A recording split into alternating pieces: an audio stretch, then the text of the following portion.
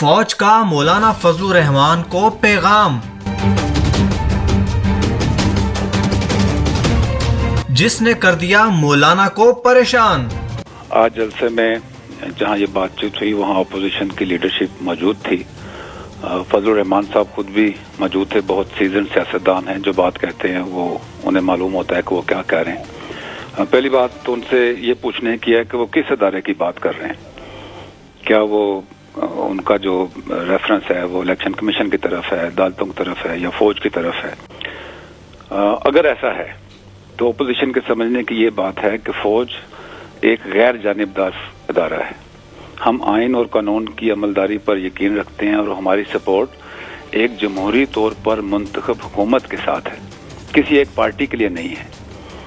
لیکن اگر انہیں الیکشن کی شفافیت سے متعلق شکایت ہے اور وہ اس سلسلے میں فوج کو اندر گھسیٹ رہے ہیں، تو پہلی بات یہ کہ فوج نے الیکشن میں آئینی اور قانونی ذمہ داری پوری کی۔ پھر بھی اگر انہیں کوئی شکایت ہے تو اس سلسلے میں 1 سال کا عرصہ گزر گیا ہے۔ اس کے باوجود ان کا یہ آئینی حق ہے کہ وہ اپنے تحفظات متعلقہ اداروں کے پاس لے کر جائیں۔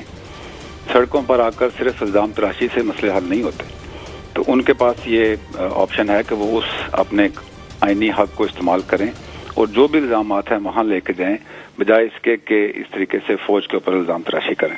پاکستان نے پچھلے 20 سال میں خاص طور پہ ایک بہت مشکل وقت گزارا ہے۔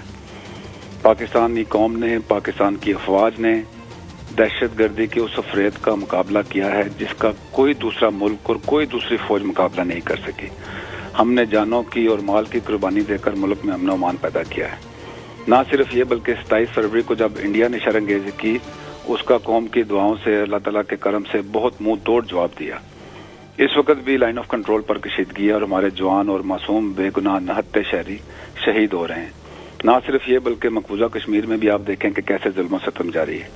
اس وقت پاکستان کی تقریباً 1 لاکھ فوج مشرقی سرحد پر اپنے افرائض جو ہے وہ انجام دے رہی ہے۔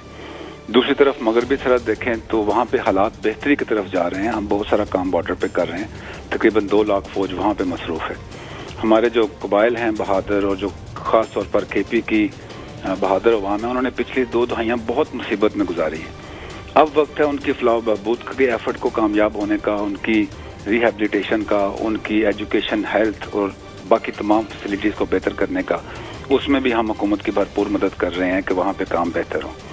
رد الفساد پورے ملک میں آپ نے دیکھا ہے کہ جاری ہے، اس سلسلے میں بھی فوج جو ہے پورے ملک میں مصروف ہے۔ انٹیلیجنس بیسڈ آپریشن ہو رہے ہیں تاکہ ملک میں دائمی امن قائم ہو سکے۔ اب ان حالات میں اگر ملک کسی قسم کے انتشار کا شکار ہوتا ہے تو یقیناً یہ ملک کے مفاد میں نہیں ہے۔ ہمیں جمہوری روایات اور ان کے طریقوں کے مطابق چلنا چاہیے۔ جس پولیٹیکل پارٹی کو جو بھی مسئلہ ہے وہ آئین اور قانون کے اندر رہتے ہوئے اس مسئلے کو متعلقہ اداروں کے ساتھ حل کریں، تو نہ صرف وہ جمہوریت کے لیے بہتر ہوگا بلکہ ملک کے جو استحکام ہے اس کو بہتر کرنے میں بھی بہت مددگار ثابت ہوگا۔ ابھی تک تو جو ہماری ویزیبلٹی میں ہے، دونوں طرف سے، حکومت کی طرف سے اور جو اپوزیشن کی بھی کمیٹیاں بنی ہوئی ہیں، وہ آپس میں بہتر کوآرڈینیشن کے ساتھ چل رہی ہیں۔ آپ نے دیکھا ہے کہ جلسہ بھی ہوا، جس طریقے سے پہنچے بھی ہیں، تو ہم امید کرتے ہیں کہ یہ بہتر طریقے سے کام آگے چلے۔ لیکن جیسے میں نے پہلے کہا کہ جو افواج پاکستان ہیں یہ ایک قومی ادارہ ہے، غیر جانب ادارہ ہے، اور حکومت کے ساتھ آئین اور قانون کی باؤنڈریز کے اندر رہتے ہوئے ان کو سپورٹ کر رہا ہے۔ کیا سچویشن ہوتی ہے آگے کیسے چلتی ہے، تو اس میں بھی آئین اور قانون کے تناظر میں جو بھی فیصلہ حکومت کرے گی اور قانون کے مطابق اس پہ کارروائی ہوگی، لیکن ملک کے استحکام کو کسی بھی صورت میں نقصان پہنچانے کی اجازت جو ہے وہ نہیں دی جائے گی۔ ہمارے چینل کو سبسکرائب کیجیے اور اس بیل آئیکن کو دبائیے تاکہ آپ ہماری ویڈیو سب سے پہلے دیکھ سکیں۔